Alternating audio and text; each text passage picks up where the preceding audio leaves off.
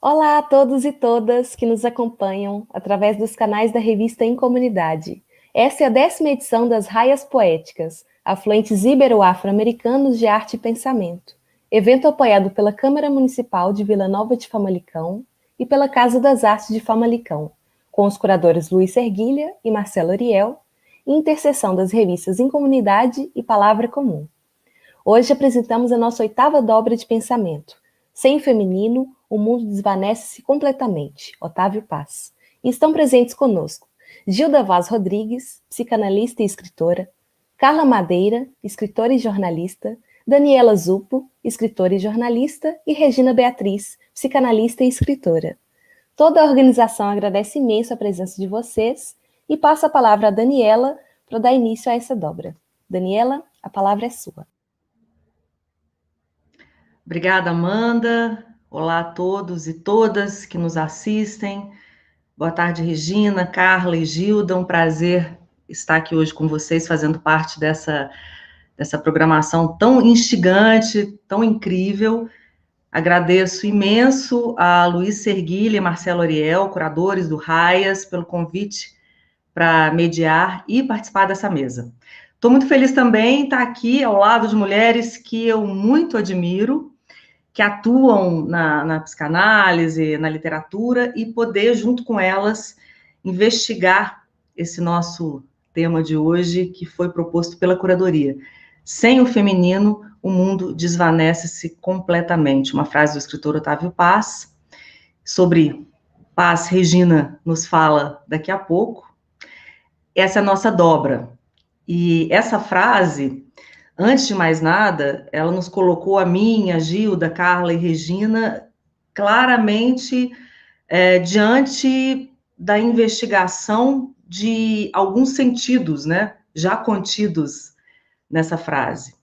Sem o feminino, o mundo desvanece-se completamente. Antes de mais nada, né, a gente se perguntou o que estamos falando quando falamos do feminino.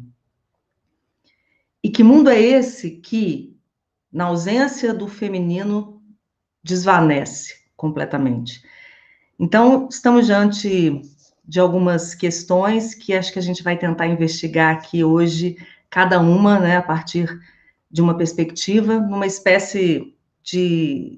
gosto de pensar que é quase um jogo lúdico que faremos aqui, em que a gente vai tirando algumas camadas desse tema.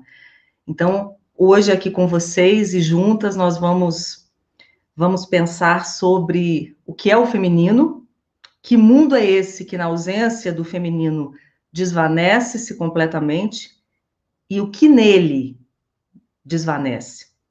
Então, isso posto, eu queria convidar primeiro Regina Beatriz a falar um pouco sobre o tema, depois Gilda Vaz e, finalmente, Carla Madeira. Então, a gente vai abrir a conversa, a participação de vocês, que já podem, inclusive, fazer seus comentários, suas perguntas aqui no nosso chat. Regina, querida, por favor. Boa tarde a todos os brasileiros e quase boa noite aos portugueses que nos assistem. Reitero todos os agradecimentos da Dani e agradeço também os nossos convidados que vieram escutar o que é que nós temos para dizer, não é? Então, quando escutei e li essa frase que Luiz nos encaminhou, 3 questões se fizeram fundamentais para mim. A primeira é, vamos lá, quem é o Otávio Paz e o que é o feminino em sua obra? A segunda questão que me veio à tona é o verbo desvanecer. O que desvanecer significa? E a gente encontra aí vários significados. E a terceira questão, que a mim particularmente interessa mais, é o que a psicanálise tem a dizer sobre o feminino, não é? Então, quero começar falando sobre Otávio Paz. Naturalmente, as pessoas que nos assistem sabem de quem se trata, mas é importante enfatizar a importância dele para a literatura mundial. Então, vou contar um pouquinho da história de Otávio Paz e depois eu vou entrar com, vamos dizer, os predicados que ele usa para falar sobre o feminino. A frase é linda, não é? E ela é provocativa ao mesmo tempo. O mundo desvanece-se completamente sem o feminino. Então vamos lá. Otávio Paz foi um ensaísta, um poeta, um escritor, um crítico literário, um tradutor, um editor e um diplomata mexicano. Ele nasceu na Cidade do México em 1914 e ele teve uma importância fundamental para a cultura latino-americana. Otávio Paz morou a infância toda nos Estados Unidos, acompanhando sua família, então, naturalmente, ele teve uma influência americana. Depois ele volta para o México, já adolescente, já quase entrando na universidade, estuda Direito e depois especializa-se em literatura. Então, a gente já vê também aí um outro percurso até que ele chegasse às letras. O que eu posso dizer é que Otávio Paz é um homem foi, né, e continua sendo para nós que o acompanhamos e que o admiramos, um homem com interesses plurais. Ele se interessava por física, por antropologia, pela mitologia asteca. Ele era um homem da política. Ele se dizia agnóstico, embora em toda a sua obra a questão da religiosidade esteja em pauta. Ele cultivou a arte no sentido mais amplo dessa palavra, e o motor da sua escrita foi o erotismo.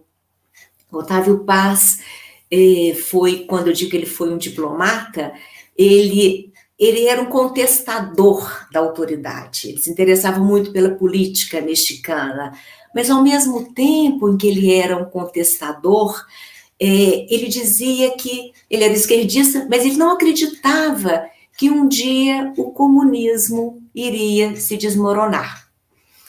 Os mais íntimos de Otávio Paz diziam que ele era um homem extremamente simpático, com humor refinado, mas um homem rigoroso.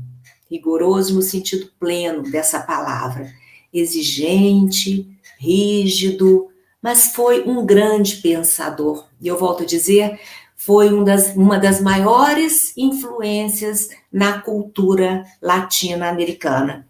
Esses últimos dias que eu estive mais envolvida aqui com Otávio Paz, por conta desta live, eu digo aqui, confesso em público, que eu estou simplesmente encantada, não só com o homem, mas com a obra gigantesca, essa obra fantástica que ele nos deixou. Otávio Paz morreu em 1998, na Cidade do México, e ele tem vários livros publicados. O livro mais conhecido e mais vendido no mundo é O Labirinto da Solidão. Esgotado aqui no Brasil, para nós, infelizmente, mas O Labirinto da Solidão, ele trata de uma maneira bem direta a questão da política mexicana. Otávio Paz tinha algo que alguns críticos diziam, ele aí se diferencia muito do mexicano. O mexicano é um homem que gosta muito da sua terra, não é um homem que se aventura a viajar por todo o mundo. Otávio Paz tinha essa característica contrária. Ele era um homem do mundo, ele gostava de viajar, conhecia os lugares, se interessava pelas questões, pelos problemas dos lugares que ele visitava.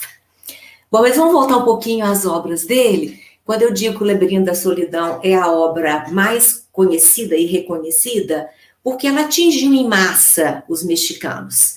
Mas eu, particularmente, tenho uma afeição pela obra dele, que é, inclusive, a que eu vou destacar hoje aqui na minha fala, que se chama Sor Juana Inés de la Paz, ou As Armadilhas da Fé. É este livro. Por que eu escolhi esse livro hoje para me acompanhar aqui na live para falar de Otávio Paz?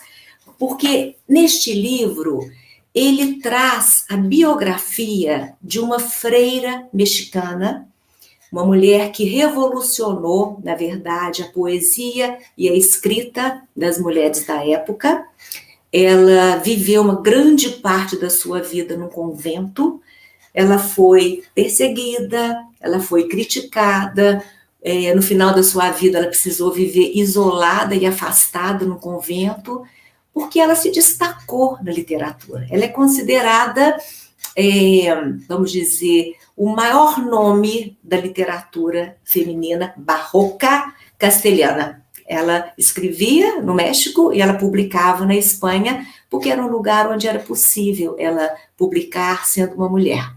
Então, gente, a história dela é linda, é do século XVII, uma história forte, e nessa história eu encontrei muitos significantes que Otávio Paz deu ao feminino. Por isso, é nesta obra que eu vou fazer o recorte da minha fala aqui hoje. Prometo falar um pouco dela daqui para frente, porque eu falei que 3 coisas me chamaram a atenção. Então, a primeira foi o Otávio Paz. Que grande homem é esse? Eu dei um resumo, mas é só para a gente começar a conversa, ok? A segunda questão que me tocou é o verbo desvanecer. Desvanecer significa ruir, acabar? Sim, mas eu encontrei tantos significados interessantes. Eu encontrei, vamos dizer, disseminar, varrer, curar, romper, diluir.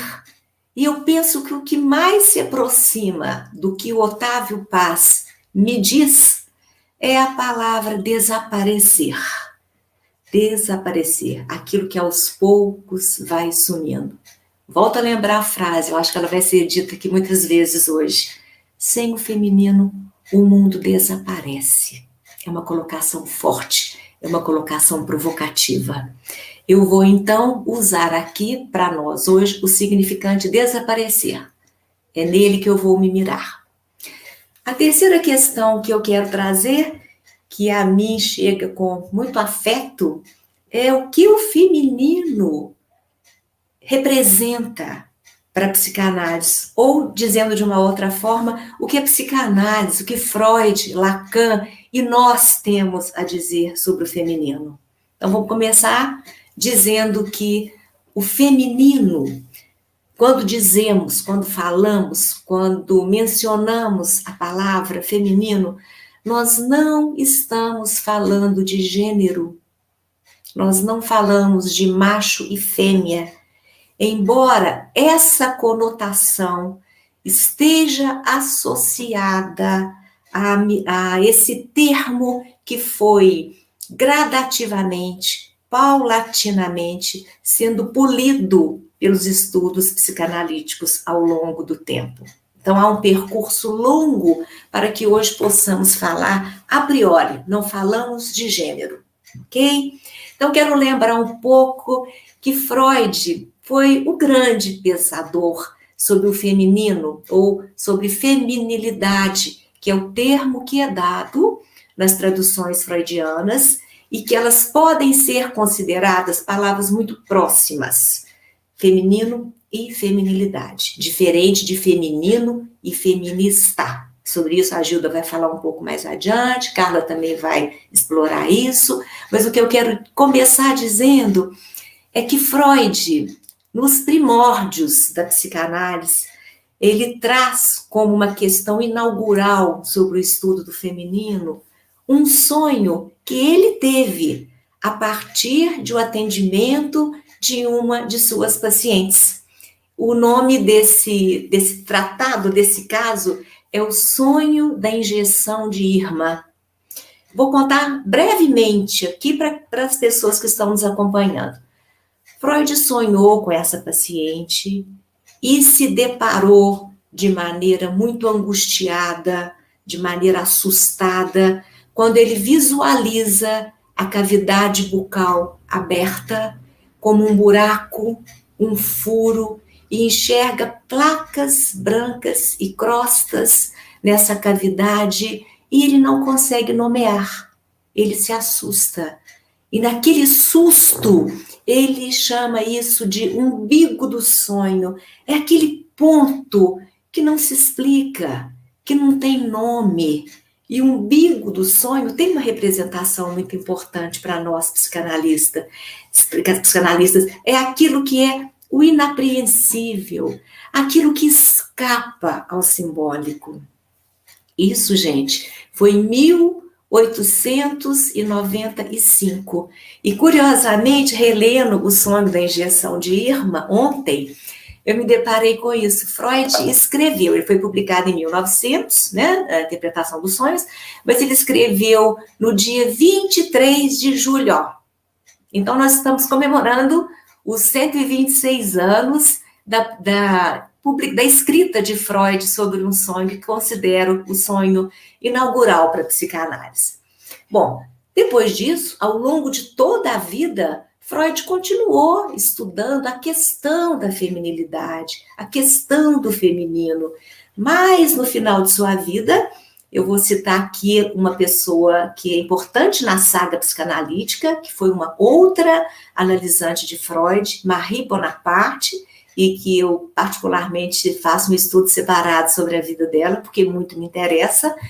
Diante de Marie Bonaparte e diante de todo o processo de análise, diante de todo o caminho que Freud e ela percorreram, Freud chega para Marie e diz em algum momento uma frase que se tornou célebre na história da psicanálise. Afinal, o que quer uma mulher? 30 anos depois, gente. E no finalzinho de sua vida, num de seus últimos textos técnicos, não é? Que é o Análise Terminável e Interminável, em 1937, junto com Construções e Análise, Freud, revendo a sua teoria e falando do seu construto mesmo teórico, ele diz o seguinte: há no feminino algo de inapreensível. E ele, então, se depara com o rochedo da castração, e ali é um ponto de impasse na sua teoria.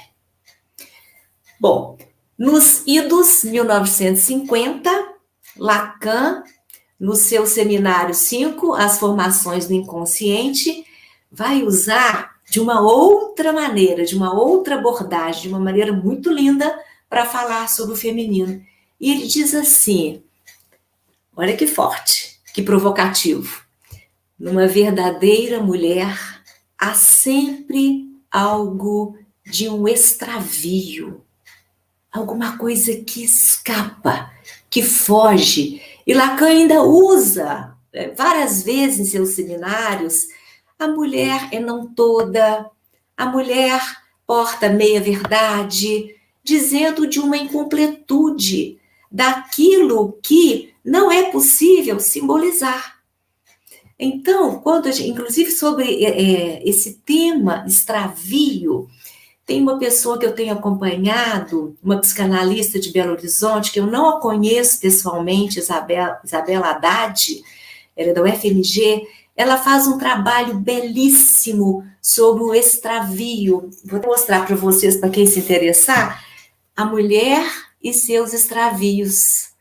Isabel fala, ela esmiuça o que Lacan quis dizer, porque nós estamos, quando falamos em extravio, dizendo daquilo que foge à regra, que foge à risca, aquilo que não tem uma representação como o masculino tem, que é a representação fálica. E ainda dizendo um pouco mais sobre isso, tem uma outra psicanalista, escritora, que eu admiro, gosto demais, e que tem uma linguagem excelente para nos falar um pouco mais sobre o feminino, que é Márcia Rosa, de Belo Horizonte. Márcia Rosa, em seu último livro, nem sei se é o último, porque ela produz tanto, Por Onde Andam as Histéricas de Outrora, que é o trabalho que ela desenvolveu no pós-doutorado, que ela diz que uma verdade, é até uma frase interessante, essa eu gostaria de ler para vocês. Márcia diz de o que é que nós podemos, quando é que nós podemos falar. Eu vou ler para vocês, porque eu acho que essa frase é muito interessante. Segundo aqui. Márcia diz assim: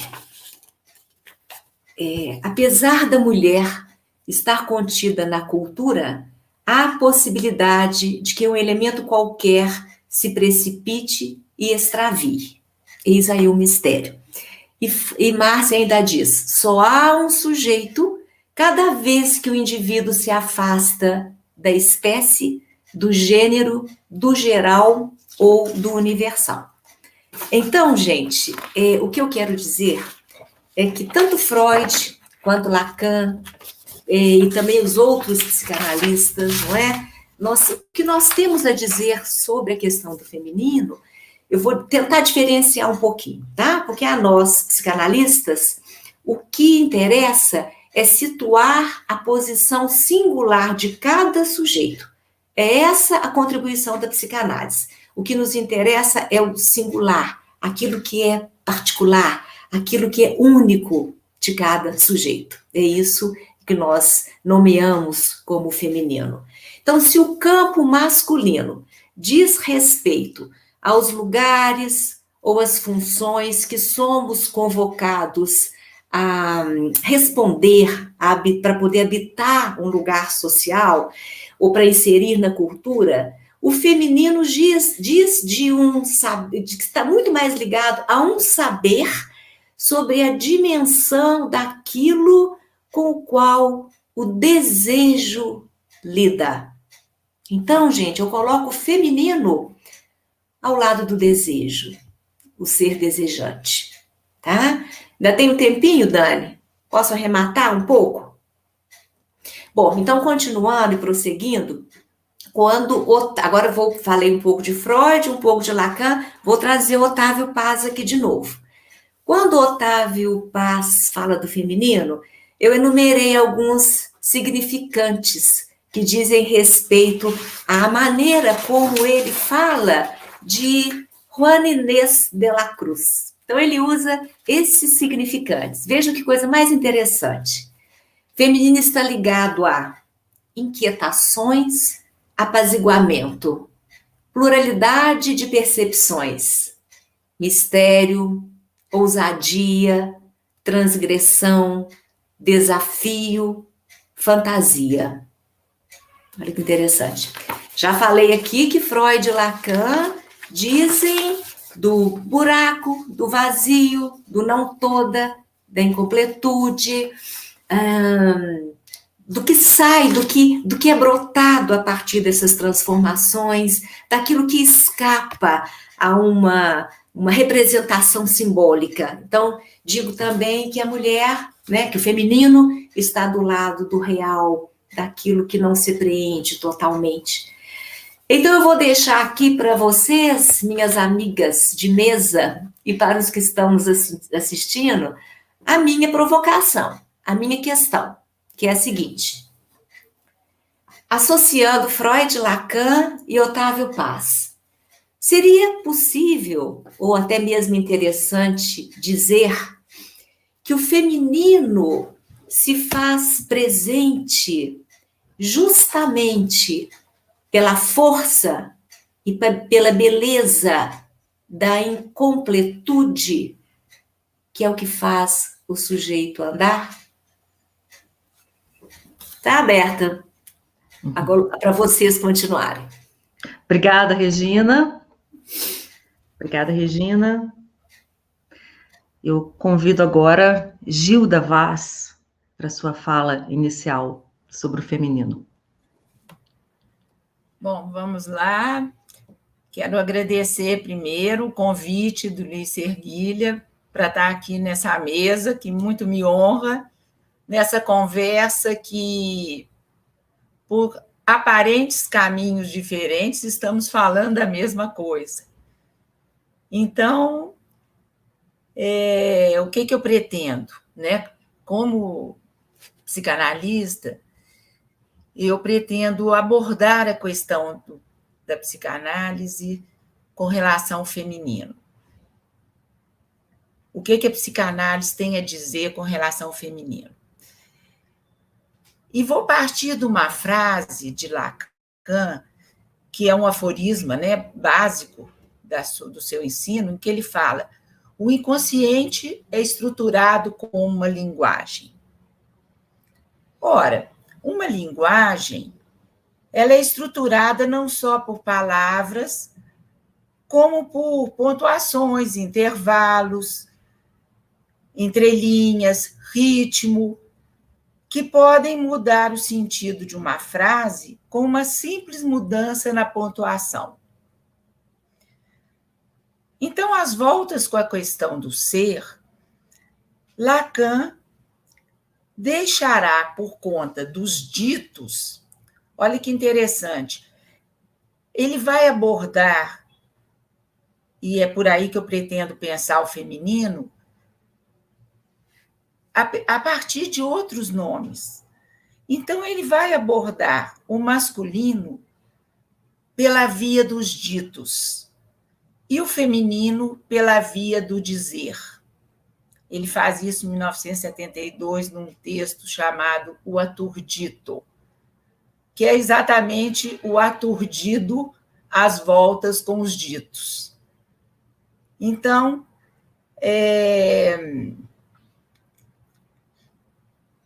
ele vai colocar, então, o dito se alinhando com o masculino e o dizer com o feminino. Masculino e feminino, para a psicanálise, então, não tem nada a ver com a questão do gênero nem da anatomia, como a Regina já pontuou, e sim com posições subjetivas no discurso. Nesse sentido, o masculino se alia do lado das palavras, das representações, dos ditos, do saber instituído, das tradições, do conhecimento, definindo-se como campo fálico da estrutura. E o feminino, pelo impossível de ser dito, e se mostra como abertura, fenda, fresta, que dá o ritmo e impulsiona o movimento. Se, por um lado, o inconsciente toma formas que dão a cada ser falante uma configuração subjetiva, identificatória, por outro, estamos todos afetados pelo real da pulsão. Resta-nos reconhecer que somos produtos da interseção de um corpo com a palavra, e que disso decorre uma divisão estrutural com a qual operamos. Masculino e feminino, na verdade, advém dessa divisão estrutural. Trata-se de um saber fazer com as palavras, reescrevendo o inconsciente, não só em torno dos significantes que nos representam, mas também indo além, em direção ao sem-sentido, em que falta um significante no campo do outro da linguagem que sustente nosso ser de falta. Trata-se de um vazio operador que se alinha do lado do dizer poético. Não foi à toa que Freud também deixou o feminino por conta dos poetas. E eu pude constatar que na minha interlocução com os poetas eu percebi e constatei isso, que eles sabem muito mais, e me espanta às vezes como eles sabem coisas que nós, psicanalistas, passamos tantos anos estudando. Isso implica, que a condição, então, de existência, do ser falante é uma existência fálica. Quer dizer, para nós existirmos, nós precisamos nos inscrever na ordem fálica. Assim como nós precisamos ir no cartório e fazer um registro quando nasce uma criança. Então, a inscrição na ordem fálica é uma necessidade lógica, e necessidade em termos lógicos mesmo. Eu preciso me inscrever numa ordem fálica para poder faltar a essa ordem e para poder ir além da ordem fálica e para poder mudar, para poder transformar, para poder criar e tentar fazer deste mundo algo melhor. Bom, Isso nos leva, eu não vou falar disso agora, mas pode ser uma das questões depois para a gente conversar, a uma distinção entre o feminismo e o feminino. Só adiantando que o feminismo está do lado fálico, o feminino do lado feminino, do que nós estamos, né, do lado não todo fálico, além do fálico.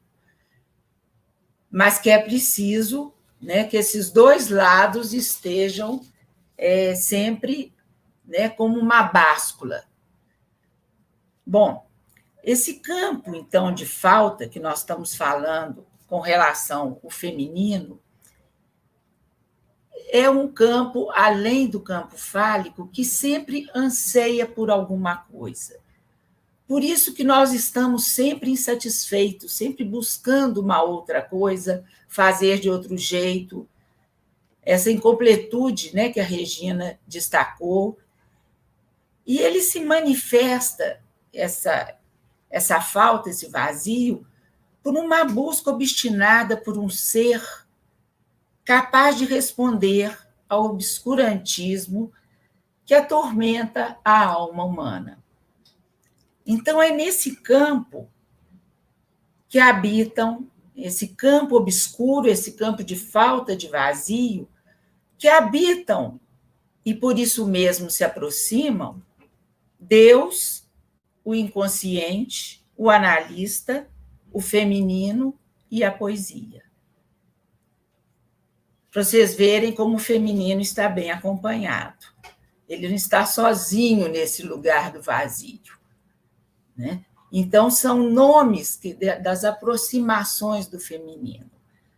Quando eu caio nesse espaço vazio, o que é que me vem? Ai, valha-me Deus.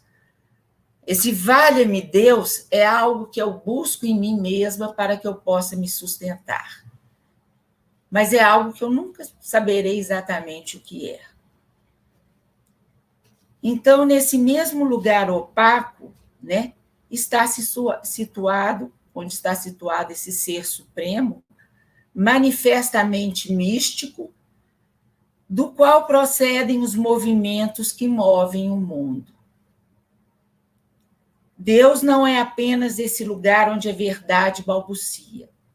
Sua face simbólica, né, onde nós podemos abordar essa questão de Deus pela face simbólica, mas também essa face ausente de representação, que torna-se fonte de inspiração, espiritualidade, mistério e gozo.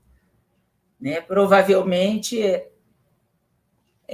o texto que a Gina fala, né, da irmã, né, no convento, e todo aquilo me fez pensar nessa questão da espiritualidade, do mistério e do gozo.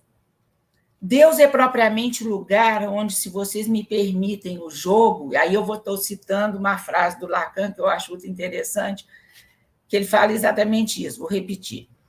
Deus é propriamente o lugar onde, se vocês me permitem o jogo, se produz o Deus ser, Deuser, dizer. Por um nada, o dizer faz Deus ser. É uma frase dele no Seminário 20, onde ele faz essa relação do dizer com o Deus. Então, a psicanálise aliada do movimento, na medida em que seu efeito terapêutico e subversivo advém do colocar a linguagem em movimento, para que se abra espaços entre os intervalos, entre linhas, possibilitando um respiro, uma pausa, para que haja movimento e, consequentemente, mudanças. Seu efeito subverte as tendências adaptativas e normalizantes, pois entende que essas supostas soluções universais não resolvem, como criam sujeitos massificados, padronizados, apagados em suas singularidades. É nesse sentido que a psicanálise se alinha do lado feminino. Não cabe aos psicanalistas serem guardiães do passado. Sua posição é de báscula entre um campo e outro no movimento de abre e fecha. O feminino abre, o masculino fecha. Corte e costura. Uma coisa e a outra funcionam juntos, possibilitando um saber fazer com o real que o tempo todo irrompe na política, no sexo, nas relações, trazendo a desordem. Ou seja, uma outra ordem, não no sentido das normas e padrões, mas em termos de uma outra lógica que introduz a fresta do feminino na compacidade da estrutura endurecida e entorpecida pelo gozo fálico. Masculino e feminino se aliam sem jamais se completarem, pois são dois campos diferentes e dissimétricos. Essa dualidade é que coloca a maquinaria do mundo para funcionar. Do lado masculino, a contabilidade finita, passível de predicação e reprodução do mesmo, e do lado feminino, a proliferação de corpos singulares e a infinitização de um campo de indeterminação que frustra as exigências normalizantes da cultura. Pensamos o feminino como indeterminado, com potência criadora e subversiva. Daí o caráter político do feminino. Lacan se referiu a isso como a política do não todo fálico, que faz objeção ao todo fálico, à homogeneização dos corpos e às tentativas de universalização do discurso do mestre do lado do masculino em sua paixão pelo um todo. Nesse sentido, a psicanálise se alinha, como já foi dito, do lado feminino e faz da clínica um instrumento político que não se atém às identificações e às identidades, mas faz valer o singular do gozo de cada um e possibilita operar com o vazio fecundo e criador de cada ser. Eu vou parar por aqui e vamos deixar para um segundo tempo a gente estender um pouco mais essas questões. Obrigada, Gilda. Obrigada, Gilda. Freud deixou o feminino, então, por conta dos poetas, né? Muito bom isso.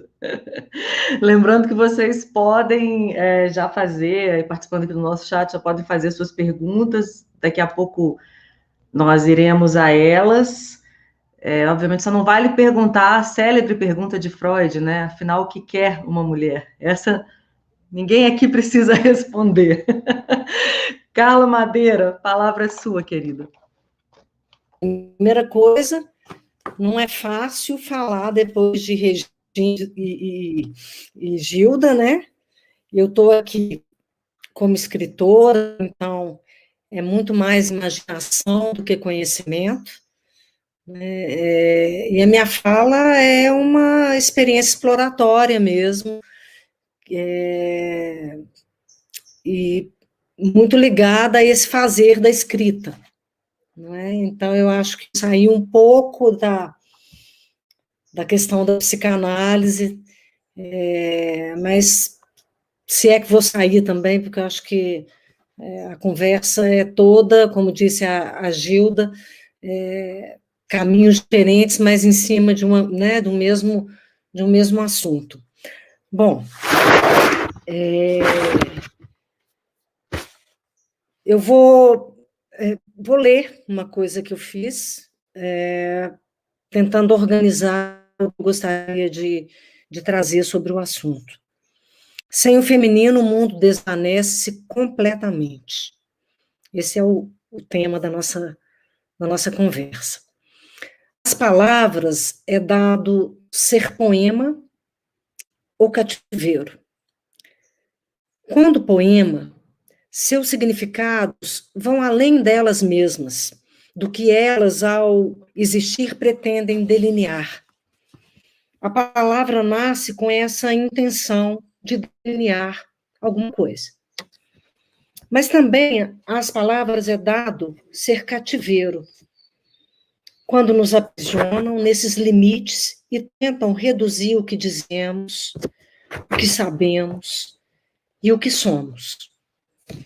É preciso lembrar que as palavras nascem também para libertar alguma coisa, e quando não fazem, fazem falta.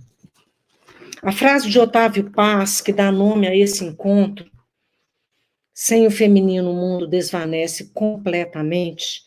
Diante dessas palavras, podemos concordar e dizer sim, o mundo desvanece completamente sem o feminino. Ou podemos fazer uma provocação, questionando. Sem o masculino, o mundo não se desvanece também? A questão mais importante aqui, a meu ver, não é tanto se a gente concorda ou discorda, ou nem mesmo se a gente compreende completamente essa frase. Talvez aqui o principal seja a gente se perguntar o que exatamente estamos falando Carla, sobre peço desculpa pela interrupção. A gente está ouvindo alguns ruídos no microfone, então eu vou pedir para você evitar passar coisas em cima dele. Não faz tá, mal. Eu estou com uma folha aqui, eu estava com ela em cima. Bom, então, a questão mais importante aqui, então, não é se a gente concorda ou se a gente discorda dessa frase, ou mesmo se a gente compreende completamente essa frase, mas eu acho que talvez seja a gente se perguntar por que exatamente estamos falando sobre isso. Quem sabe para sinalizar que estamos pressentindo a possibilidade de um mundo que nós não queremos. Há na ideia de feminino alguma coisa que se parece com o mundo que desejamos que exista. A palavra feminino vem de fêmea. Segundo Noemi Jaffe, o feminino vem da raiz indo-europeia de rei e significa chupar, bico do seio, aquele que nutre. É, aliás, transposta para o latim a mesma palavra que dá origem a felare, que depois derivou em felação e também em felicidade. Está no corpo da mulher e do homem, separadamente, a inspiração para o simbólico de feminino e masculino que queremos ver reunidos como aliados em todos os corpos. No corpo feminino, além de bico do seio, o oco do ventre é a grande inspiração. O espaço fecundo de criação, de reiniciar o mundo para torná-lo melhor, que possibilita que o novo aconteça, que o incerto exista como potência. Um lugar não visível, mas pulsante, indizível, mas real, um lugar irredutível ao empobrecimento. Nessa perspectiva, parece que o feminino pode inspirar um mundo adorável. Mas o real tem suas garras.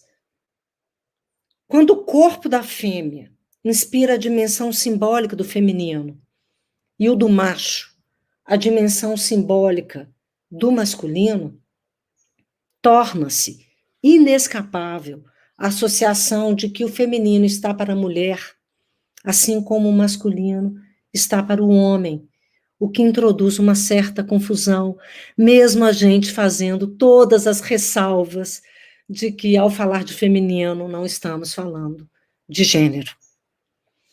Essa armadilha binária talvez exija de nós a invenção de novas palavras, que deem conta de delinear e libertar novos mundos, ou pelo menos um mundo que não queremos que se desvaneça.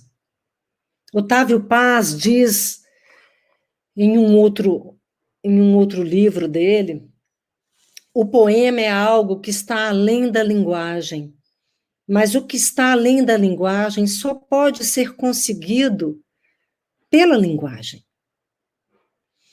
Acho que temos aqui, na questão do feminino e do masculino, uma questão de linguagem. O mundo vai precisar de novas palavras, porque só agora está começando a compreender a diversidade dos corpos e gêneros. Nesse mundo, a ideia de feminino e masculino me parece insuficiente, quando não limitadora. Porque não são apenas simbologias inspiradas pelos corpos, são palavras que ensinam o corpo real o que ele deve ser. E há nisso uma dinâmica de opressão. Como escritora, proponho que a gente imagine junto aqui uma cena. Tenho na minha frente um tabuleiro, como esses tabuleiros de jogos, e ele está dividido ao meio por um risco bem definido, forte, nítido. De um lado está escrito feminino e do outro masculino. Nas minhas mãos tenho uma caixa cheia de papéis dobrados, e em cada um desses papéis está escrito um predicado, uma qualidade humana. Ao retirar da caixa um papel, devo colocá-lo em um dos dois lados do tabuleiro. Ao retirar palavras como sensibilidade, delicadeza, indizível, criação, fragilidade, transgressão, eu as coloco do lado do tabuleiro onde está escrito feminino. E ao retirar palavras como força, lógica, precisão, brutalidade, eu as coloco do lado onde está escrito masculino. Ao definir quais palavras vão para um lado, por oposição, defino o que o outro lado não é ou não pode ser. Há alguma coisa que me incomoda nesse esforço de classificar esses predicados universais sobre o guarda-chuva dessas duas palavras, feminino e masculino. Estamos criando fronteiras onde deveríamos criar litoral. Aprendi esse conceito com a psicanalista Mônica Godoy, e esse conceito me encanta profundamente.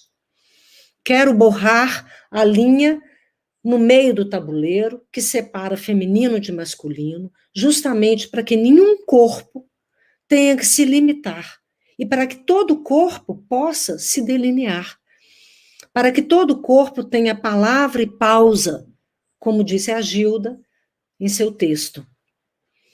Mas isso tudo talvez soe poético demais, junto com a potente ideia de um litoral entre masculino e feminino, capaz de incluir todos esses corpos, e em todos esses corpos ser incluída, porque há uma realidade dos corpos para as quais um litoral ainda é um sonho distante.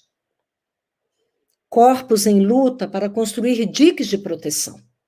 Corpos que não estão em pé de igualdade, sendo mortos não pela ausência do feminino, mas justamente por sua presença.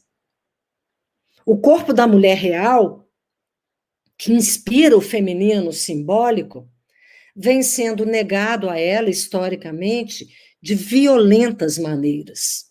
E entre todos os corpos violentados, grande parte está onde o feminino se faz nítido. Parece haver uma grande armadilha em tudo isso, um grande paradoxo que eu nem sei se eu compreendo bem.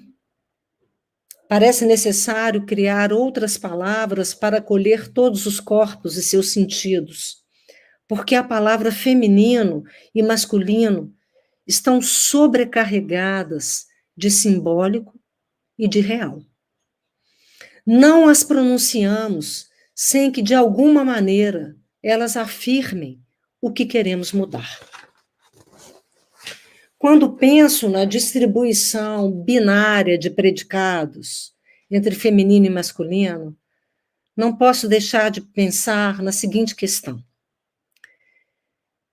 Se o sensível, por exemplo, é da ordem do feminino, o homem, esmagado por séculos de definição sobre o que é ser homem, se afasta dele, se afasta de qualidades essenciais com as quais poderia se imantar, se não fossem nomeadas por uma palavra que nele ative uma ideia de corpo, gênero, inferiorizado, feminino. E não uma qualidade que todo corpo humano deveria ter. Ouvi do psicanalista Jefferson Machado Pinto uma coisa impressionante, que alguns homens não fazem psicanálise por temerem seus efeitos feminilizantes, assim como não gostam de poesia, não é? Temendo seus efeitos feminilizantes. A Gilda colocou aí 5 coisas, né, ditas por Lacan, que se alinham um pouco neste lugar, né, em que o feminino está associado, do indizível, do sensível, do que não pode ser apreendido. Então, ao mesmo tempo, as mulheres obrigadas a carregar o papel da sensibilidade, da delicadeza, da loucura, da fragilidade, se veem afastadas dos predicados da racionalidade, objetividade, eficiência, força, palavras que pertencem ao quadrado masculino, né, ao simbólico masculino, e que se prestam aos mecanismos de dominação. O lugar rígido, inescapável, né, o cativeiro feito pelas palavras, é sempre um lugar de opressão. Talvez fosse melhor libertar as palavras e os corpos, dar a elas mais poemas do que cativeiros.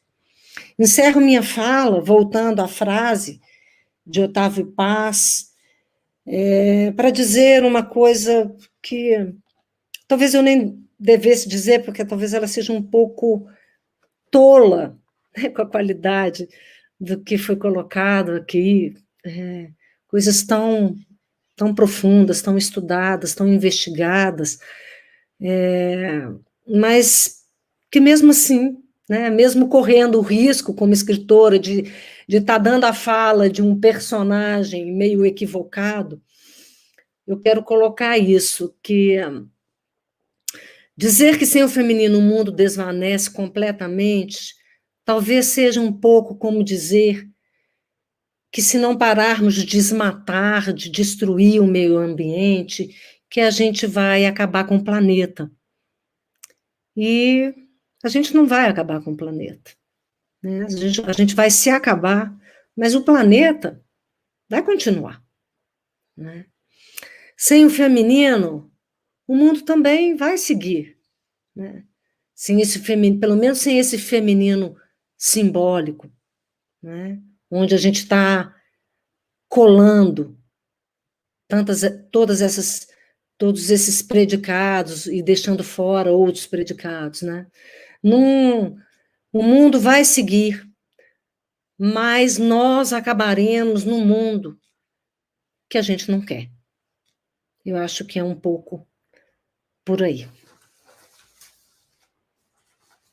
Obrigada, Carla. Aliás, obrigada às 3 pelas ótimas perspectivas, né, que vocês nos trouxeram aqui. Acho que está claro, né, que há como pressuposto aí de todas essas abordagens que foram feitas aqui, né, uma distinção, né, um descolamento de um feminino que não se reduz a uma identificação de gênero ou uma anatomia, ou seja, com o que significa ser mulher ou com o corpo feminino, mas que também não escapa totalmente a ele, né, como nos lembra a Carla agora.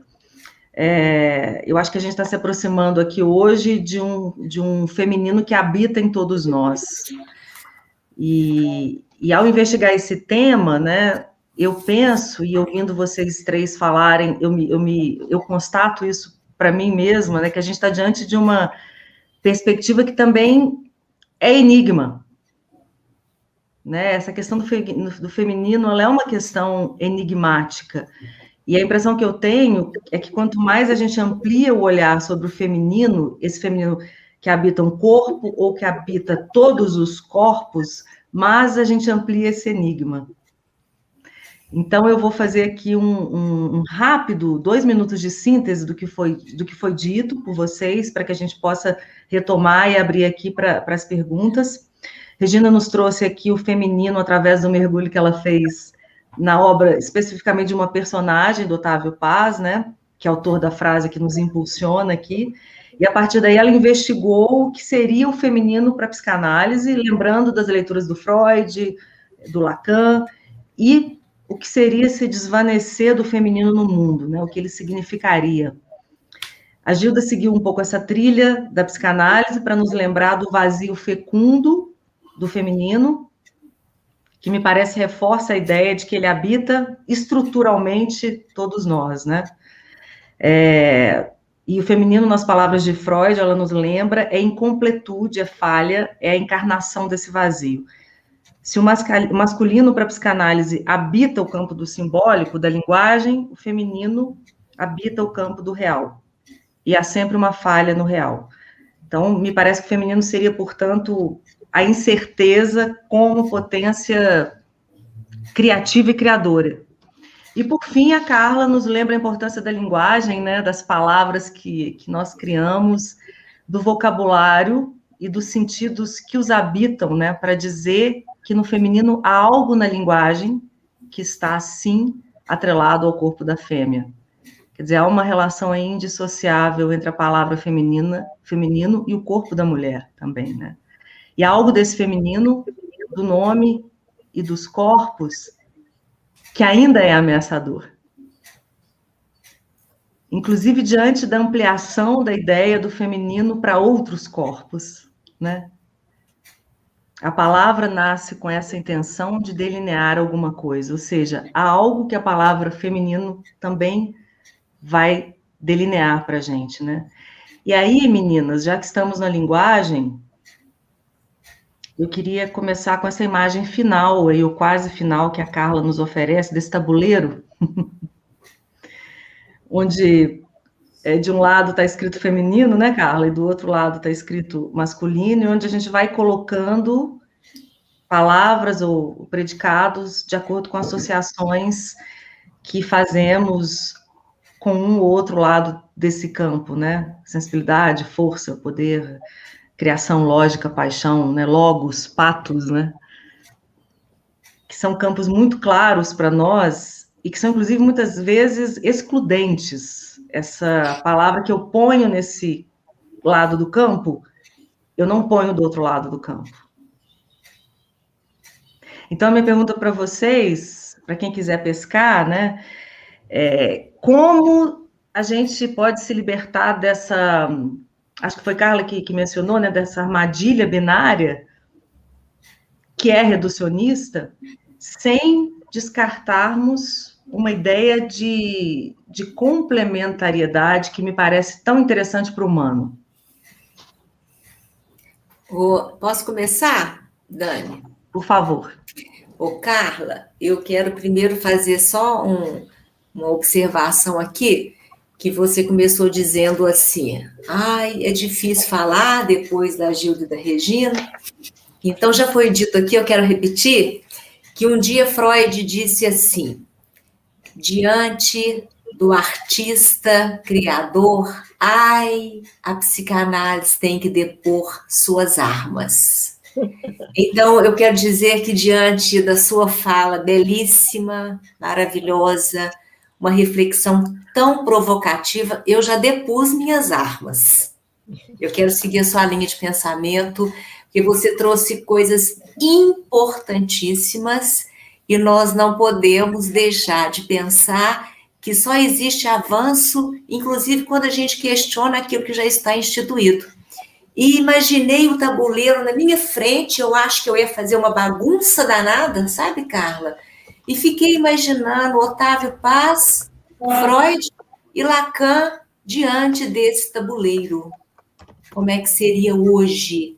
Será que estaria um pouco mais próximo disso, de que os dois lados é possível que essas questões todas convivam? Seria o ideal, né? Entendendo que nós temos na vida o ideal e o possível, nós caminhamos pelo possível, muitas vezes desejando o ideal, mas eu estou simplesmente encantada, viu, com o que você colocou, e essa metáfora, ela vem realmente para nos fazer questionar, tá bem? Então, as armas estão depostas. Alguém responde a pergunta? Já temos aqui várias, então não precisa ser uma pergunta assim, acho que quero deixar bem à vontade para quem de vocês quiser responder. A gente não precisa necessariamente, acho que, fazer uma rodada, né, uma mesma pergunta sendo respondida por todas, para que a gente possa talvez responder mais perguntas aqui. Então, se alguém quiser responder a minha pergunta, eu já passo aqui para a turma do nosso chat. Eu quero só fazer completar um pouquinho, né, o que a Regina falou, que eu também deponho minhas armas, principalmente no que a Carla fala, né, no final, quer dizer, e me fez lembrar também um texto do Lacan, onde ele fala de um tabuleiro e coloca o corpo como um tabuleiro. E o corpo, sendo um tabuleiro, ele vai sendo marcado pelos significantes que a cultura oferece, né? Então, dizer que o feminino é o sensível, é isso, não tem nada a ver. Depende do envelope que você, né, dos papéis que você puser ali. Então, isso vai circulando. E a melhor imagem que eu tenho é de uma banda de Mébius, que é exatamente aquilo que não tem avesso nem direito e que vai lá na cultura, volta no sujeito, leva um tracinho para a cultura e a cultura vai se transformando, né, nessa interação. Na verdade, não há nada fixo, né, congelando os significantes naquele corpo. O corpo está ali sendo marcado constantemente, em cada época, em cada etapa, né, para cada um, em cada sujeito. Só isso. Depois eu continuo, senão eu vou longe.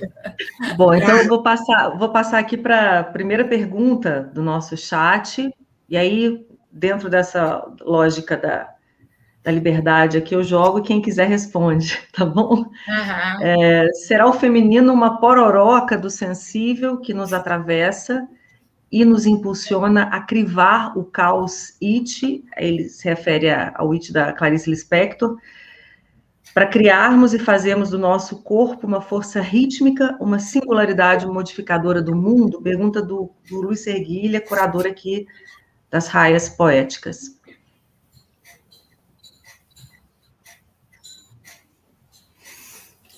Vou começar a responder um pouco. Responder não é falar um pouco. Acho que aqui a gente não está buscando respostas corretas ou certas ou padronizadas, não.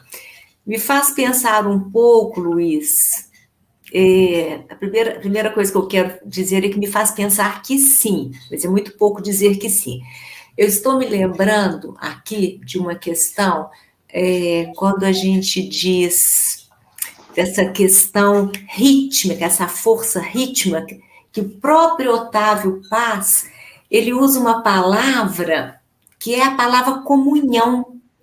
Mas a palavra comunhão, pelo menos a leitura que eu fiz, né, sobre Juana Inês de la Cruz, é uma comunhão no sentido de que é possível uma comunhão erótica para que haja um equilíbrio cósmico. Olha que coisa interessante. E aí me faz pensar um pouco em Clarice, porque Clarice marca a singularidade como uma força transformadora, não é? Aliás, Clarice foi a própria força transformadora. E também me faz pensar, Luiz, que quando Otávio Paz fala de Juana Inês, ele fala justamente de alguns predicados, aí dirigindo um pouquinho o que a Carla falou, que não são predicados femininos, são justamente predicados que estariam no lado do tabuleiro do masculino, transgressão, energia, ousadia, não é? Então eu volto à palavra mais preciosa, tanto na sua frase, Luiz, como naquilo que nós estamos dizendo. Singularidade. É a singularidade, a meu ver, a força transformadora do mundo. Bom, o que a Carla quer comentar? E eu acho que na questão desse simbólico feminino, a singularidade traz a possibilidade do incerto, né? Se não é padrão, se não é padronizado, cada sujeito que vem desse oco, né? Que vem desse ventre simbólico, né? Que é o criativo, né? Ele traz uma incerteza, ele traz um singular caminho com a possibilidade do incerto. Uhum. Isso, o espetáculo da vida é isso, né? Cada jeito vamos colocar assim, do plano de vista mais concreto da criação, ou seja, se criar uma nova pessoa, não é? O incerto, o acaso, o inusitado, né, Carla? Vem o singular, vem o único, vem o ninguém com a digital igual de ninguém, nesse mundo cheio de bilhões de pessoas. Então, vem com isso a incerteza, né? Vem... E é desse singular, né, é desse reiniciar o mundo aí, a cada pessoa, né, que vem a possibilidade de modificar o mundo. A boa nova, né? Eu queria comentar também, assim, nesse aspecto que tanto gostei muito dessa... Quando a Carla fala, né, que a palavra pode ser poema, como pode ser cativeiro. Então, eu fico pensando que também os homens são prisioneiros de certos, dos predicados, né? Eles, antigamente, tinha homem não chora, homem é assim, homem é valente, homem... O que é isso? Né? Quer dizer... São palavras que aprisionam os homens também em determinados predicados. E por que a psicanálise ameaça, né? Como você disse, né? Com relação à fala do Jefferson, por que a psicanálise... Alguns homens não fazem psicanálise porque ela é feminilizante, porque é mesmo. Mas ela é feminilizante porque ela abre um espaço, ela abre um buraco, ela abre uma falta. Eu não tenho que ser isso para dizer que eu sou homem, né? Ou que eu sou virar mulher. Feminilizante não é virar mulher. E o problema da confusão da linguagem é esse, não é? É essa ideia que vem junto da palavra e que eu quero separar, mas eu não separo. Por isso que essas palavras novas vão ter que surgir, porque o mundo está perdendo esse ideal e nós já não estamos falando todos, né? Já não estamos tendo que achar um lugar fora desse tabuleiro, né? Uma maneira de borrar essa separação, não é? Então, esse homem que você disse, né, que no homem não chora, quem dera isso fosse uma coisa antiga, né? Isso está aí ainda Quem dera, forte, né? Ele poderia se aproximar desse sensível, né, desse feminilizante, se ele não confundisse essa palavra, se essa palavra não também dissesse a ele de uma coisa que o amedronta, que é essa certeza da própria sexualidade. Olha que loucura que eu falei aqui, não tem nem músculo para falar uma coisa dessa, mas falei. Aham. Não, por aí. Temos uma pergunta aqui, gente, que acho que se refere, se não me engano, a algo que Gilda disse aqui na sua fala inicial, sobre uma divisão, uma distinção que você, acho que foi você, Gilda, que fez sobre o feminismo e o feminino, né? Então a pergunta é a seguinte: os feminismos estão do lado fálico e o feminino do lado feminino. Maria de Lourdes Souza pede que você aprofunde um pouco. Uhum. Acho que foi você mesma que citou isso, né? Foi. Isso me faz lembrar quando, né, esses dois termos, o feminismo e o feminino, me faz lembrar um pouco o próprio processo analítico. Eu na minha experiência, né, de quase que uma vida dedicada à psicanálise, eu observei muito que tem um tempo na análise que é um tempo assim, onde muitas vezes, predominantemente do lado das mulheres, onde há todo um trabalho para se inscrever na ordem fálica. Eu não dou conta, eu não posso, eu não consigo, eu não sou reconhecida, eu não tenho lugar, ou não as pessoas não conseguem, por exemplo, um lugar de reconhecimento, ou no trabalho, ou na vida amorosa, enfim, de se inscrever no mundo, ter um lugar no mundo. Então, há um primeiro tempo na análise, que se ocupa muito dessa questão, de se articular na ordem fálica e se inscrever e se estabelecer. E muitos acham que a análise terminou aí. Pronto, já tenho um amor, já casei, ou então já arrumei um emprego, né? Já estou resolvida. Quer dizer, para dizer a verdade, é aí que a análise começa.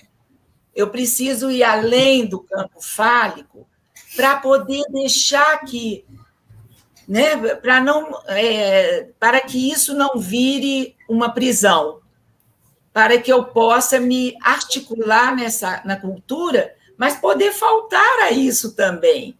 Se um dia eu perco meu amor, eu não vou morrer por causa disso, não vou me perder junto. Se um dia eu perco o emprego, eu não sou isso.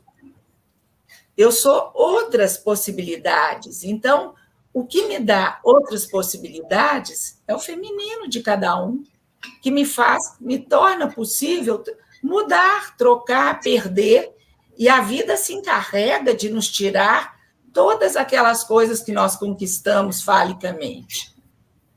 Então, né, o movimento do falo é, né, usando um termo lacaniano, que é muito popular, etumescência e detumescência. Ele cresce e ele cai, como a vida, né? É preciso aprender a cair, a suportar e criar outras possibilidades. Então, por que eu estou falando isso? O feminismo, ele é muito legítimo porque ele é um trabalho na cultura para possibilitar que as mulheres se inscrevam na ordem fálica, para que elas tenham um lugar social. É preciso que a cultura, que a sociedade ajude nisso. Mas não adianta nada se elas não se apropriarem disso, se não houver uma posição subjetiva de se apropriar disso. Então, é nesse ponto que a psicanálise entra, né? Porque o feminino não é você conseguir o que a primeiro tempo da psicanálise te oferece. O feminino é o que vem depois, É você segundo tempo.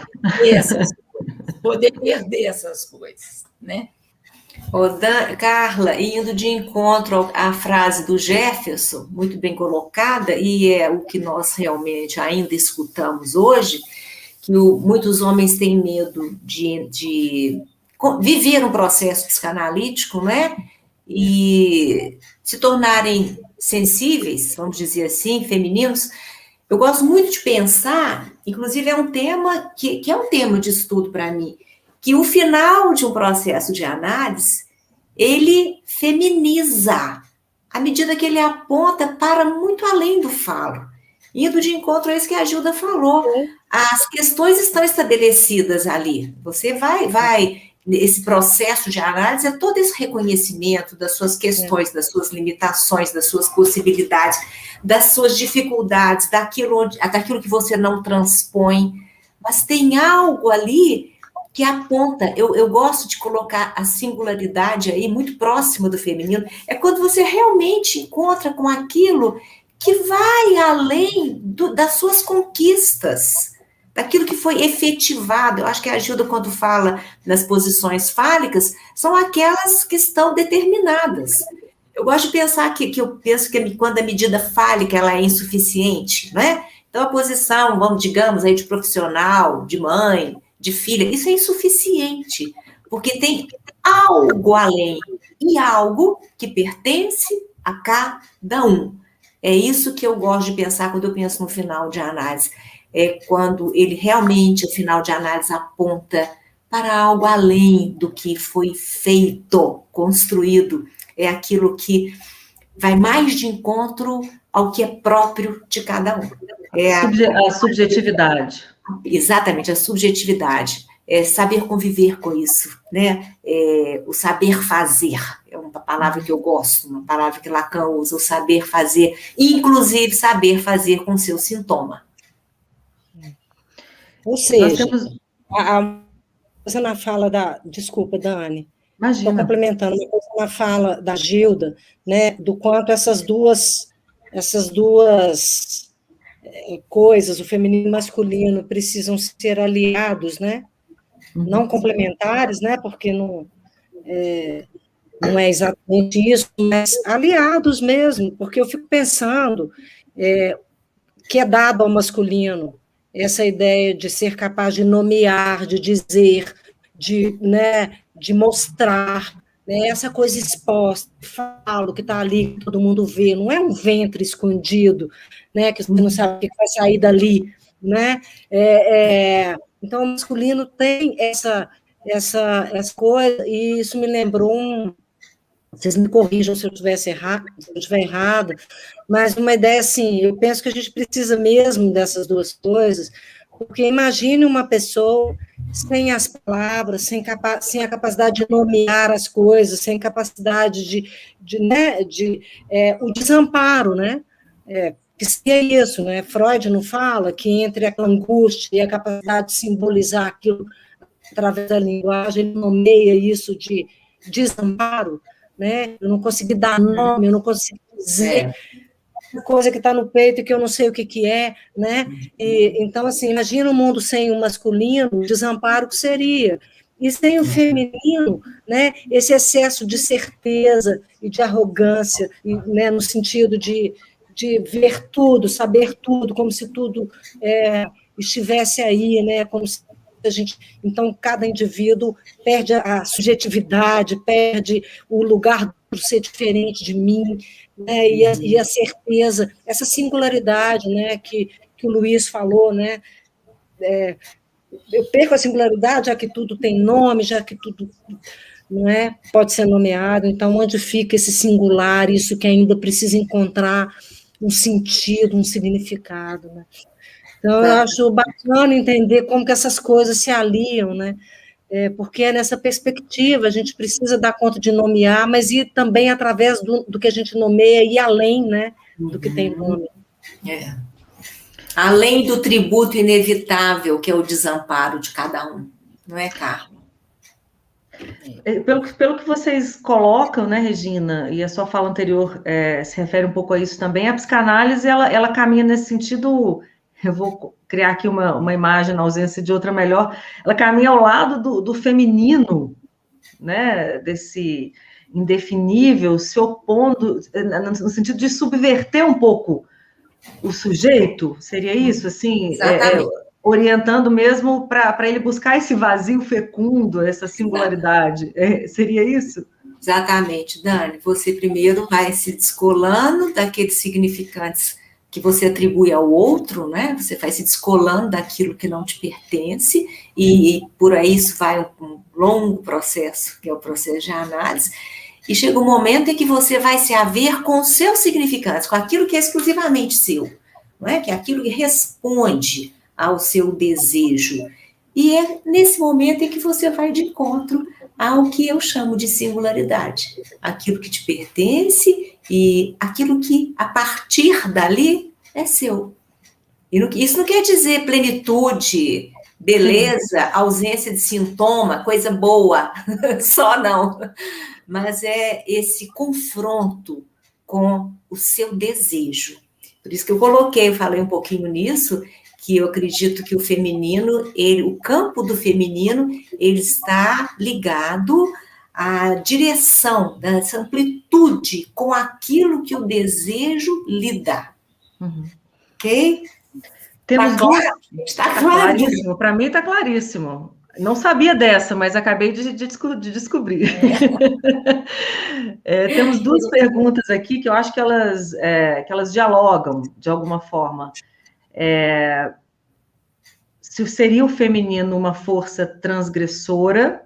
Essa é a primeira pergunta, que eu vou colocar junto dessa outra, que é se referindo àquela imagem que a Carla nos deu e que nós comentamos aqui no início dessa conversa sobre o tabuleiro, né? Então, a segunda pergunta seria, nesse corpo como um tabuleiro, existe aí, atualmente, uma fronteira política a ser atravessada? E eu estou colocando as duas questões reunidas, porque eu acho que ambas se referem a um possível caráter político e subversivo do feminino. Então, eu coloco aqui para as três, para quem quiser responder, por favor.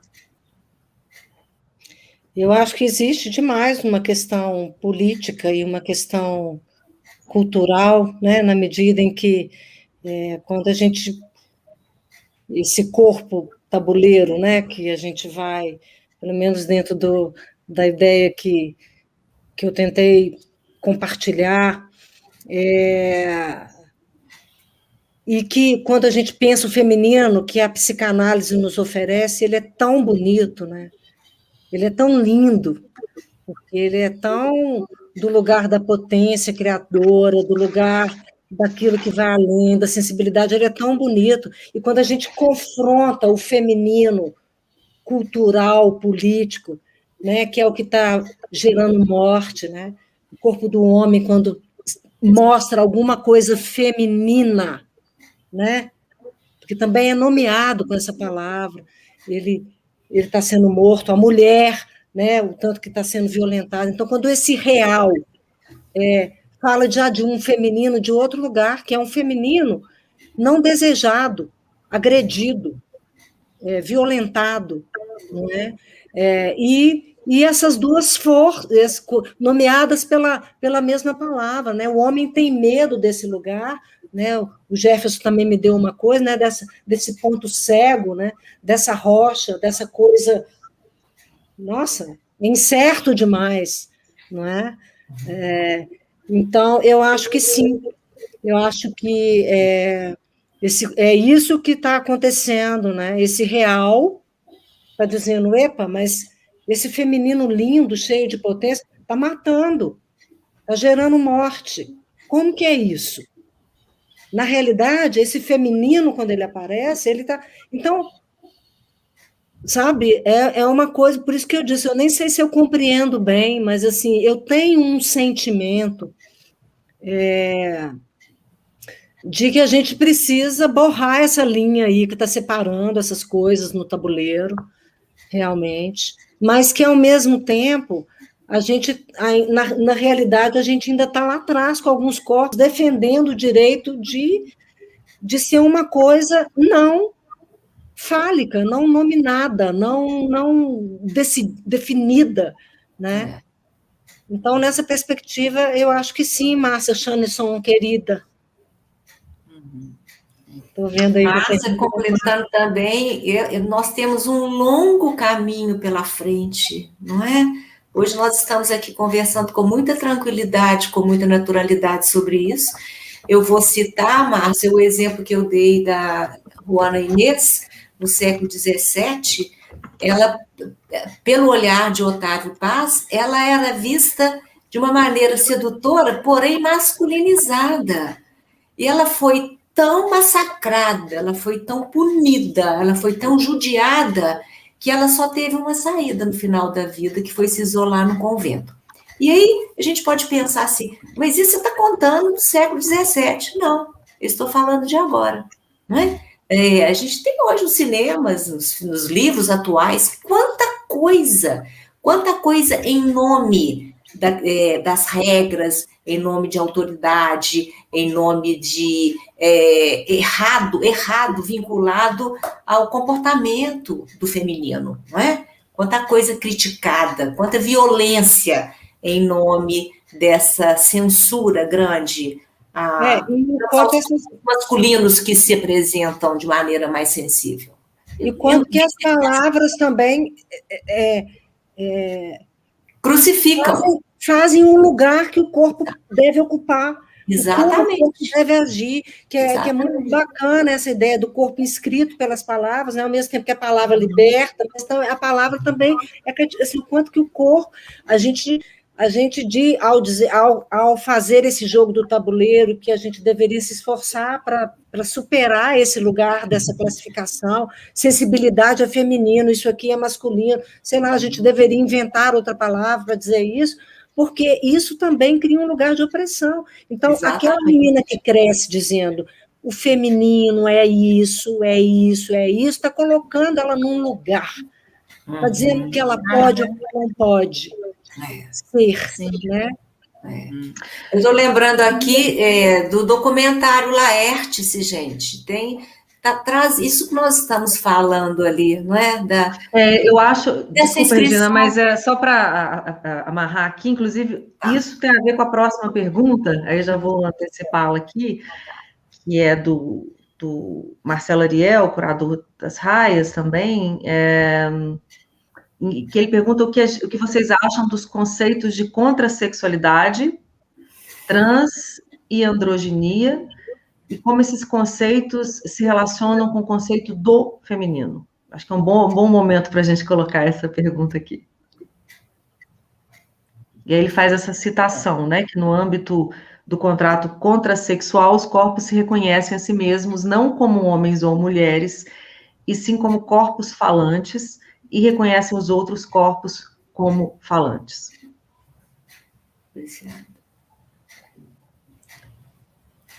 Bom, eu queria falar eu queria comentar alguma coisa, não sei se...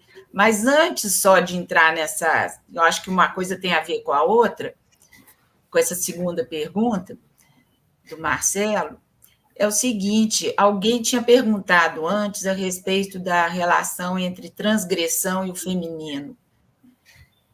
Então, eu fiquei pensando aqui que a primeira maneira como o feminino é formulado, uma das formas, né? Não vou dizer que é a primeira, uma das formas é a possibilidade de dizer não. O Lacan, mesmo em determinado momento, ele fala das inúmeras concessões que uma mulher é capaz de fazer por um homem, de seu corpo, de sua pessoa, né, da sua palavra. Exatamente. Então, assim, a primeira condição que o feminino abre um espaço é na possibilidade de dizer não, isso não. É o primeiro limite onde eu posso ceder tudo, eu posso abrir mão de todos os predicados que me definem, mas há um ponto em mim que isso não. Então, essa é a minha singularidade, é o lugar do meu não. Então, esse lugar do meu não é o lugar onde eu sou, onde eu não penso. Então, tem alguma coisa, né,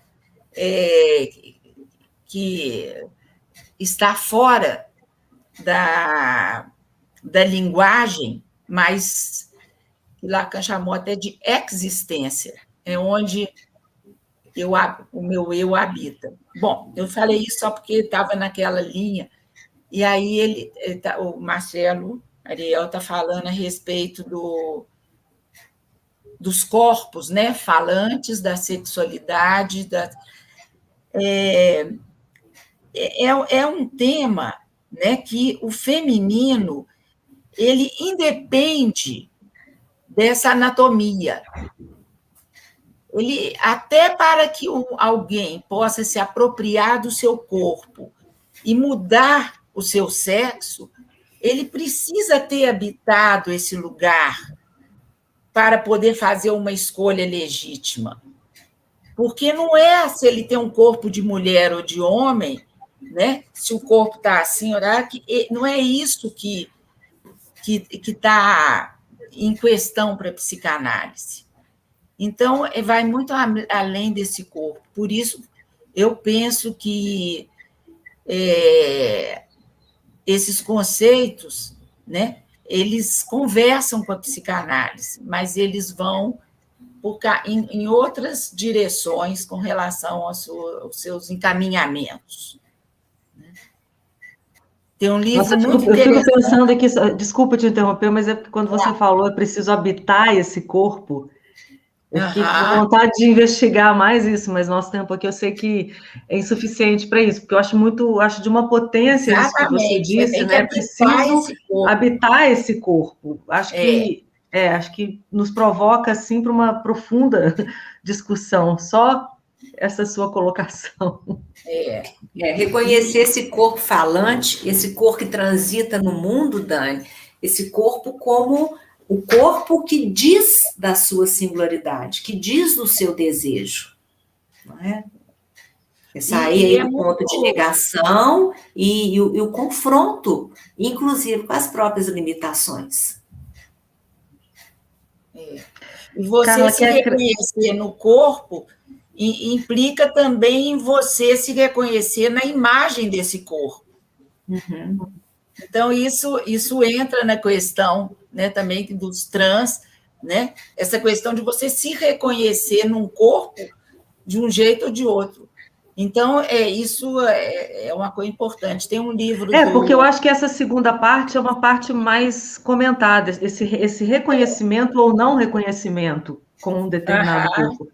Mas esse habitar, ele é de uma outra ordem, né? É de outra ordem. Exatamente. Essa é uma questão muito, muito complexa, né? Muito, muito. Porque ela lida, primeiro, com essa questão da linguagem. Primeiro de tudo, assim, para falar disso, no meu caso, eu já tenho que entrar, gente, me desculpem se eu falar qualquer coisa, porque eu estou em processo de aprendizado mesmo, sabe? Porque essas questões são muito... isso, assim, de aprendizado...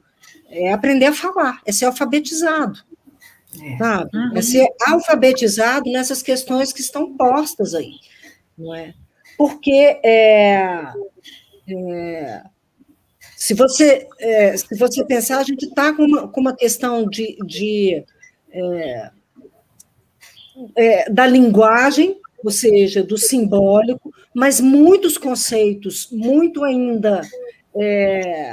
sendo pensados junto com as mudanças que a gente está vendo em termos de um mundo que está olhando para esse lugar e permitindo que ele, né, construindo a possibilidade, porque isso sempre foi abafado, desrespeitado, não aceito.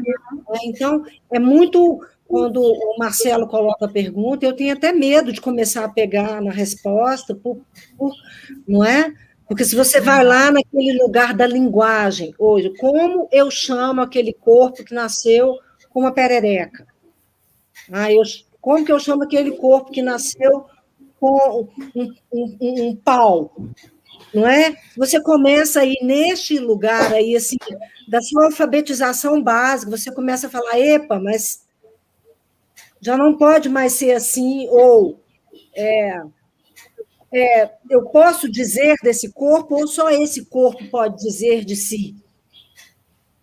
Então, a gente começa a entrar com N questões aí, mas que com certeza, falando, se relacionam com essa ideia de conceituar feminino, conceituar masculino, e no meu caso, né, que eu estou dizendo aqui, né, propor novas palavras para se acolher uma série de predicados que estão ficando colados em palavras que não dão mais conta, porque elas estão sobrecarregadas, elas têm que significar diferentes coisas ao mesmo tempo, né? Acho que é um pouco isso. E Bom, é interessante, eu fico pensando, só uma parte aí com relação a isso que a Carla está falando, eu fico pensando também essa possibilidade desse não que eu estava dizendo, poder ser dito com relação ao próprio corpo. Esse não. Entende? Quer dizer, há uma certeza subjetiva numa certa escolha. Até do próprio corpo pode acontecer, né? E isso é muito sutil, não é uma coisa assim tão simples como a Carla falou, é muito complexo. Mas essa possibilidade desse não ser dito para o próprio corpo com que o sujeito nasceu. Eu não quero desse jeito. Né? Mas é um limite escutado a partir desse lugar esvaziado, onde alguma coisa ressoa em mim que eu sou capaz de escutar, sem saber, porque nunca é claro. Né? Bom, é óbvio que nós sabíamos, né, que não esgotaríamos esse assunto, né? Quem somos nós para esgotarmos esse assunto aqui em 1h30, 2 horas? Então, eu já quero caminhar aqui para as considerações finais, mas temos uma última pergunta, que se vocês puderem responder, aí a gente amarra e vamos às considerações finais. Pode ser? Parece que borrar o tabuleiro é uma tarefa que tensiona a cultura, a política, as religiosidades, a educação e o mercado. Cabe ao feminino masculino emancipados e libertos e aos feminismos. Será?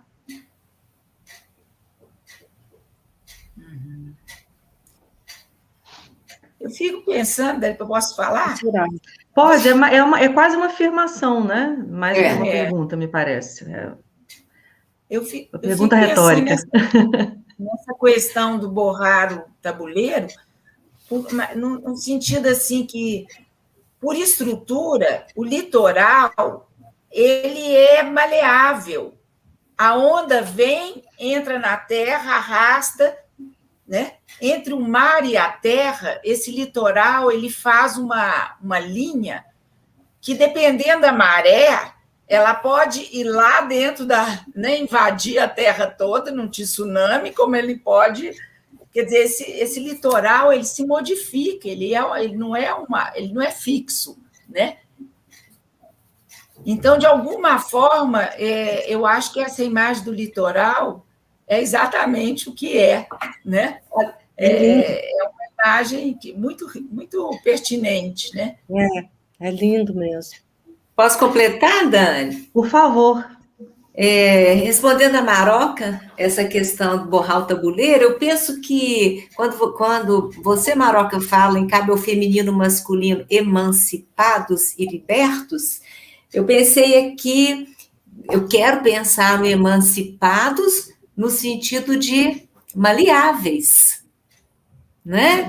Maleáveis, poderem se transformar. Litorâneos. Exatamente, sem dúvida nenhuma.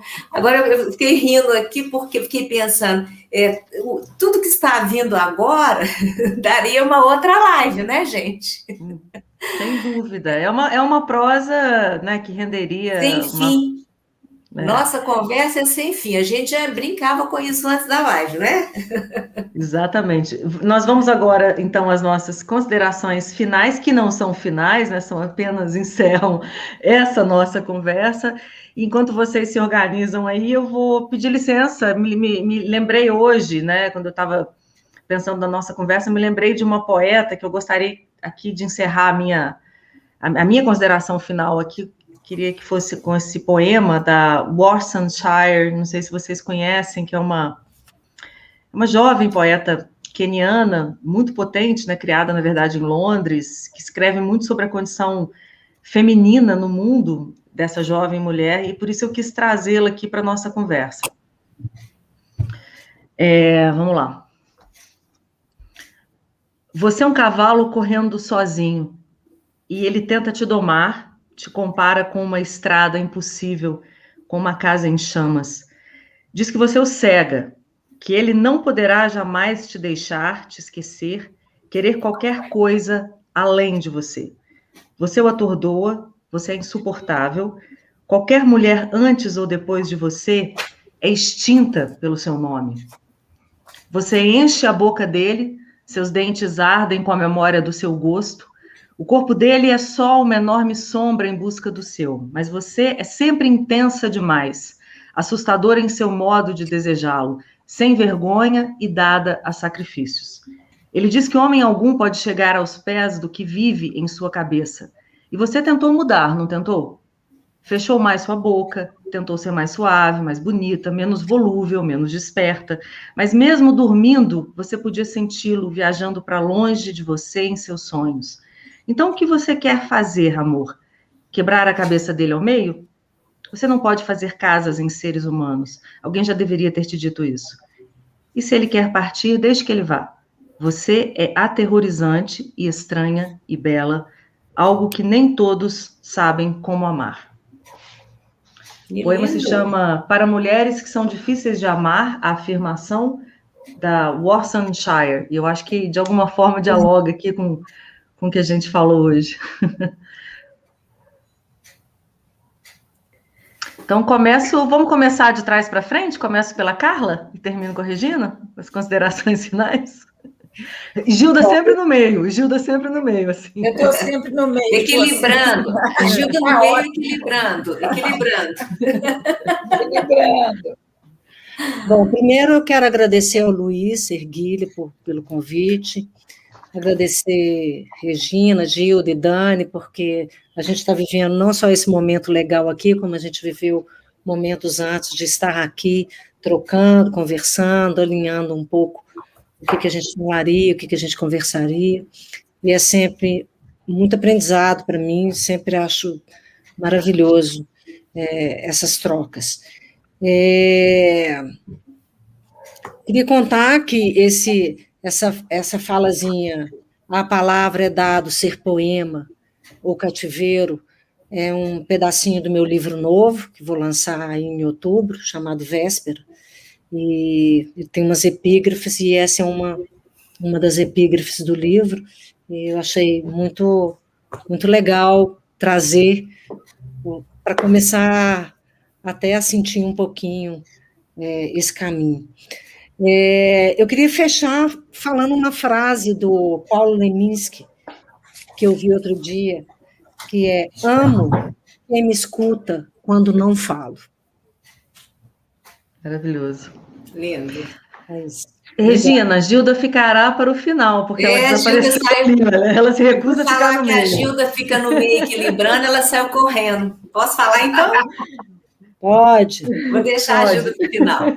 Então, também quero agradecer ao Luiz Serguilha, deixar aqui meu abraço carinhosíssimo a ele. Primeiro, por nos convidar, me sinto honrada e muito feliz de ter participado desse evento belíssimo, Raias Poéticas, não é? Acho que é uma honra mesmo estar aqui e dizer para vocês três, minhas queridas amigas, companheiras das letras, que eu me sinto completamente à vontade com vocês e o assunto flui, mesmo sem preparo algum, não é mesmo? Não precisamos mais nos preocupar com isso. Para quem quer ler um pouquinho mais sobre Otávio Paz, eu quero dizer que eu tive acesso a um livro que já está esgotado, que foi editado e publicado um ano depois que ele morreu, em 1999, que se chama A Palavra Inquieta, uma homenagem a Otávio Paz. Como esse livro está esgotado, não consegui nenhum, nem da Editora Autêntica, nem com as pessoas que escreveram, a Maria Esther Maciel gentilmente me enviou o PDF do livro, e ali a gente encontra pensadores interessantíssimos, intelectuais, escritores, falando de uma maneira belíssima sobre a obra e a vida de Otávio Paz. A Palavra Inquieta, Maria Esther, meu agradecimento em público a você. Eu deixo meu beijo carinhoso e digo que o feminino continua me instigando. E eu acho que eu vou além do Freud. Ele ficou 30 anos nisso, eu acho que eu vou mais. Um beijo para cada um. Gilda, adorei a rebeldia. Pois é, eu estava procurando um trechinho de um livro que eu escrevi sobre minha análise a respeito da questão da mulher, mas não achei, então eu vou ter, para terminar, e né, quero, além de todos os agradecimentos, essa oportunidade ímpar, né, desse encontro, eu vou terminar com uma frase bem simples, que eu acho que a sabedoria popular, né, além dos poetas, tem um saber que a gente não sabe que sabe. E que está no final também de um texto que eu escrevi sobre a mulher, que chama Mulher Rendeira, e que eu falo exatamente o seguinte, vou ler esse trechinho, que a sabedoria popular diz isso de uma forma muito simples, ao delegar ao homem o saber sobre a sexualidade e à mulher o manejo do corpo e da causa do desejo. Olê, mulher rendeira, olê, mulher rendar. Você me ensina a fazer renda, que eu te ensino a namorar. Essa frase diz tudo. Quer dizer, fazer renda é exatamente lidar, enodar a tessitura desses buracos, desses vazios que nós falamos hoje, né? Então, é isso aí. A gente vai tecendo e cercando isso, né? Já que não tem resposta definida. Ainda bem, ainda bem. Obrigada, Gilda. Agradeço a Gilda, Carla, Regina, pela companhia. Sempre bom, sempre um prazer enorme conversar com vocês, investigar qualquer tema com vocês. Agradeço também ao Luiz Serguilha, né, esse grande pensador que eu tanto admiro, criador desses encontros maravilhosos, né, que são as raias poéticas. Parece que alguém está pedindo de novo o nome da poeta que eu citei aqui, que é Worcestershire. Posso escrever aqui, Amanda, e talvez a gente coloque lá no chat, né, para quem pediu. E é isso, agradeço a todos vocês, né, que acompanharam essa conversa, que enviaram perguntas, comentários. Obrigada pela participação. Desejo uma ótima tarde ou noite, dependendo de onde vocês estejam, para todos, e passo a palavra novamente para Amanda Vital. Muito bem, pessoal. Eu gostaria de agradecer imenso a presença de vocês, pelo debate maravilhoso, e agradecer também muito a presença do nosso público. E eu gostaria de convidar a todos para acompanharem as Raias Poéticas, através dos canais da Revista Em Comunidade, no Face e no YouTube. E dizer que amanhã nós temos a nossa 9ª dobra de pensamento, Personagens Rítmicas Delirantes. Vai ser às 14 horas do Brasil, 18 de Portugal. Uma boa continuação e até amanhã.